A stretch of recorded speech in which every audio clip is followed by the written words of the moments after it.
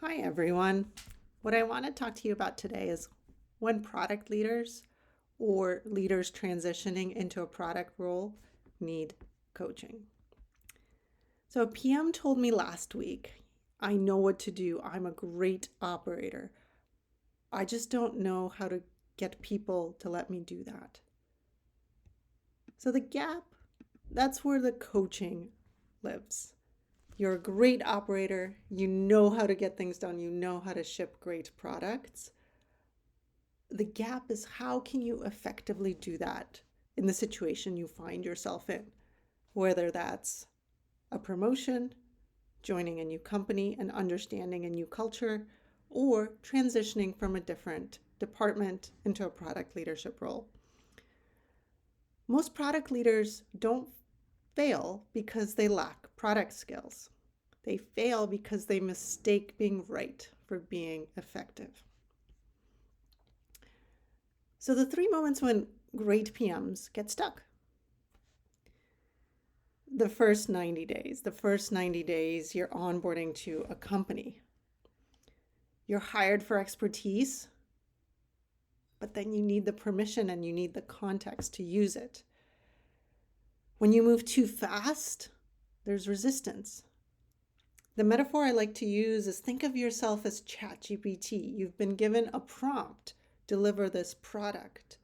But just like with ChatGPT, you will deliver that product. But unless you get the context, the culture, the how this company works, how decisions are made, what is this industry that you're operating in, you're going to deliver the wrong product and your operators are going to be kind of mad at you. The opposite of that is, of course, moving too slow. You do lose credibility. They hired you so you can be impactful at this company. So the unlock is learning when to share feedback versus when to ask curious questions. Reframing. Something like we should use a different tool or this is what we should do to a level of help me understand how we got to this decision. Do we like this tool? What do we like? What do we not like? So really starting with curiosity, with questions, with understanding the context of the organization you're in. The second is managing up, especially when you disagree. Leadership wants something you believe in is maybe not the right positioning. I mean, if you stay silent, you lose your credibility, push too hard, and you get labeled as difficult. The way to think of the unlock here is turn statements into strategic questions. Move the conversation from we can't support this scope to what are the trade-offs if we pursue this with the current resources. You're not changing your position. You are getting context and you are involving your stakeholders in that co-creation process.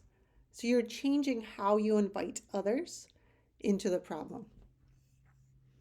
And of course, number 3, navigating organizational chaos. Reorgs, strategic pivots, new leaderships.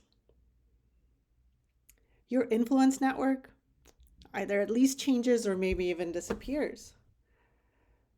The unlock, that rapid stakeholder remapping. Who gained power? Who lost it?